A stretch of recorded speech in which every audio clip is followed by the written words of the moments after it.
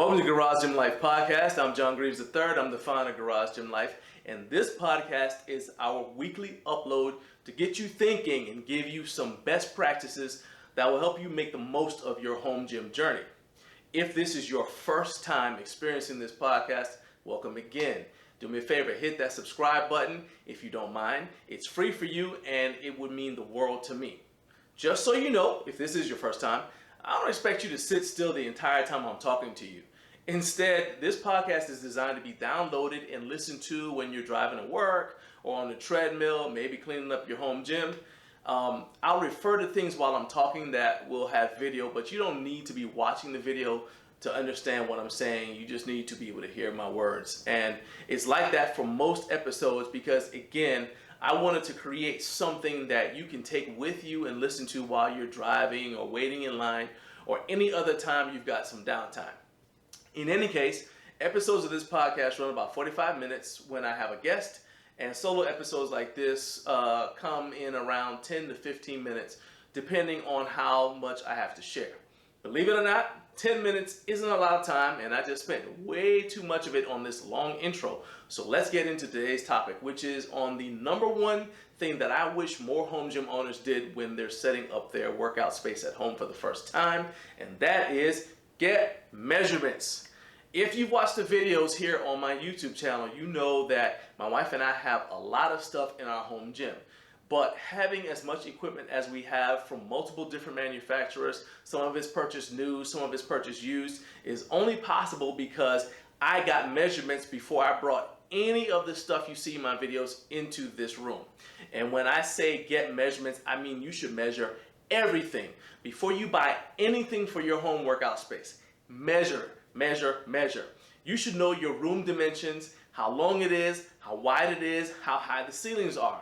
And those numbers can vary because most rooms are not perfect squares or rectangles. Using our home gym as an example again, in here we have a number of outcroppings and odd corners because the previous owner of our house put up a wall in the back to create another room, and then my wife and I put up another wall to divide it in half so we could have the gym and so she could have a dedicated home office. So my measurements aren't uniform throughout. It's 25 feet from the back wall to the garage door, and it's about 11.25 feet wide, except for that little cutout where my power rack sits, which is 13.75, which is why we always put our power racks in that spot, so we can maintain a clear walking path between the power rack and the deadlift platform, which is 4 feet deep and 7 feet 4 inches wide. Getting measurements seems pretty tedious, but I promise you that all of that information is extremely helpful when you're evaluating the footprint of any standalone piece of gym equipment. For example, our treadmill folds up, which is great, but if I didn't know my room dimensions, then I wouldn't know that I'd be able to fit the treadmill and our exercise bike in the unoccupied space between the end of the stall mats and the garage door. And of course, I can just move all that stuff out of the way whenever I'm bringing anything in here, and then I put the bike and the treadmill back once I'm done setting up whatever it is. So knowing your measurements also lets you know how much equipment you can fit in a space, obviously. If the math works out, you might need to be creative with how you fit everything in there, but at least you know it's possible, whereas if you're eyeballing it, you might underestimate how much space you actually have. For example, we already had some home gym equipment when we bought this house, but when we got it, I got measurements, and that told me immediately that we were going to, number one, need more stall mats to cover the floor, but it also told me that we could fit more gym equipment in here than we could in our previous garage gym. So that gave us the freedom to buy more stuff, and over the years, our home gym has grown significantly compared to when we were at our old home. Getting measurements is not difficult with a few tools that you can pick up at any home supply store. So I have an inexpensive measuring wheel that I got from like Home Depot or Lowe's or whatever. And I've also got this 6-foot folding rule, which I somehow broke today, but I got it at Home Depot, so I'm gonna go ahead and just get another one. But you can also grab an inexpensive tape measure from Ace Hardware, Lowe's, Home Depot, Harbor Freight. Anywhere people go to buy equipment for the building trades, they'll have tape measures. So just grab one and then get it out anytime you're thinking of buying anything for your home gym. And again, anything means anything. Knowing your measurements or knowing my measurements also helps me in my capacity as a reviewer here on YouTube.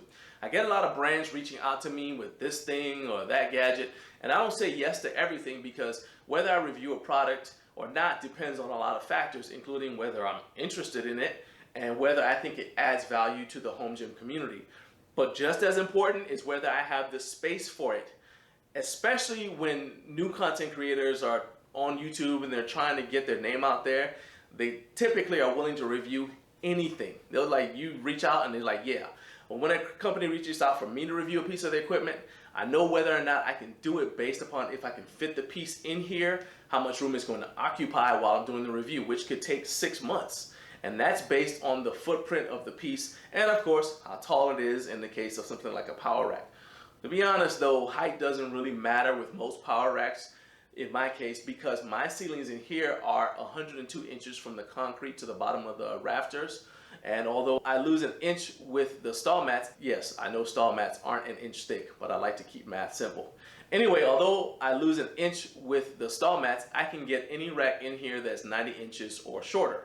In fact, the past 2 racks I've had in my home gym were 82 inches tall, and they're actually too short because I can't get full extension to do hangs and pull-ups. In fact, I had to install a bracket on the bottom of one of the joists so I could hang and let my entire body relax. But I won't have any way to do inversion until I get a taller power rack, which is in the works. But enough of my complaining.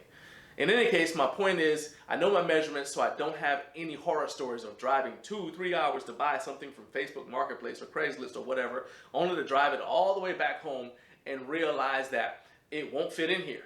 I know people who've purchased stuff and driven it all the way home only to find out that they can't even get it inside their doorway. I mentioned that knowing my measurements helps me as a content creator here on YouTube. So here's a quick story about how knowing my measurements for my home gym played a role in the decision-making process on how I decided to do my last review of a power rack. So the company reached out to me about doing the review on the power rack, which is a Major Luti Raptor F22. So I checked it out, and when I saw how little plate storage it was going to have on it, I knew I needed plate trees. But there are several plate tree designs out there, so I needed to make sure that whichever plate trees I got wouldn't be too big for my space. So before I purchased those plate trees, I didn't take it for granted, I didn't eyeball it, I measured them at the store.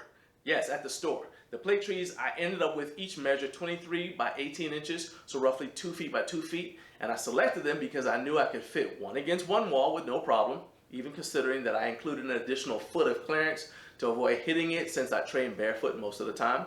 And then I could put the other one on my deadlift platform, which is again 4 feet deep. So that gives me about 2 feet to play with when I'm training.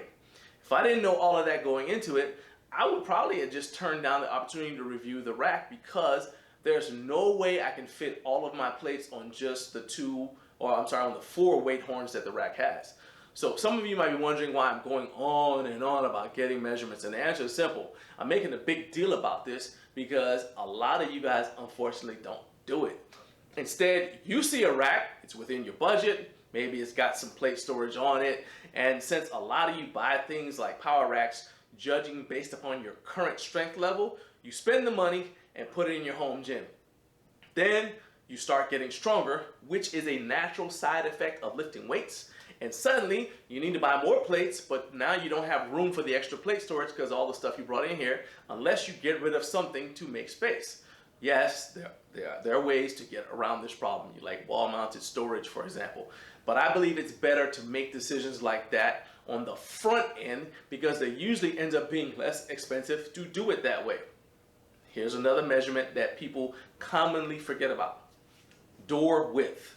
So I'm in a garage gym life. So it's fairly simple for me because I can just roll up the garage door, and as long as whatever I'm bringing in here is either shorter than 7 feet and less than 8 feet wide, or it can be tilted to fit through the door entrance somehow, I'm good. Of course, it could also just be in a box.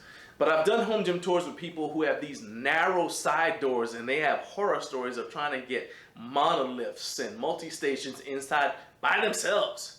Look, a basement entry door is usually 36 inches wide and 80 inches tall. So if I'm looking at a Rogue Rhino belt squat, for example, and it's used on Facebook Marketplace, and I go to the Rogue website and I see this thing is 60.5 inches total depth, 49 inches wide from upright to upright, 78.5 inches tall, I know I need to take tools with me so I can take it apart before I bring it home, and that way I can fit it through my basement side door easily. Or I could do what some of you do and just go pick it up, bring it home, and then I spend however long it takes to get it inside saying unkind things to whoever you roped into helping you. In any case, the moral of the story is measure twice, buy once. Find out your room dimensions before you buy anything. And if the website for the brand you're considering purchasing from has one of those virtual room design tools, or you want to try something like Roomsketcher or Planner 3D or whatever, have at it. Just remember, in real life, as I said, rooms aren't often a perfect square. So again, you need to know your measurements. Anyway, if you listen this far, you're obviously a fan of what I do. So if you haven't subscribed by now, please help me out with a subscribe. If you have subscribed, please share this episode with someone else who you think might enjoy it.